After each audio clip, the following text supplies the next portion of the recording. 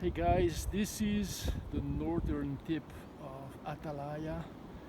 This is an island in the Canavieras.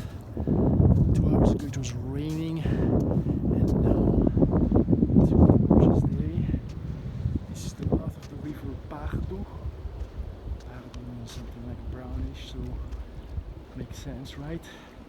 This is brown from the mud because it rained a lot inland, but also from the mangrove. All this on the shores is mangrove, full of crabs and shrimps. So it's a very, very rich area. People live off the land. They don't eat celery, they just go out and fish. Look at this one. Oops. Somebody. Right.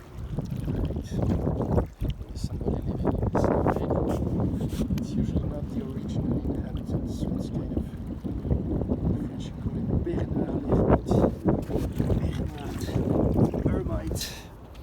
Anyway, let's leave him alone. One more time.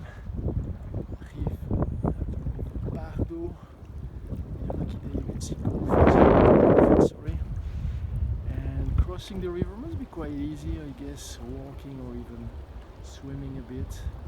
Right now it's low tide, so it should be pretty easy if you can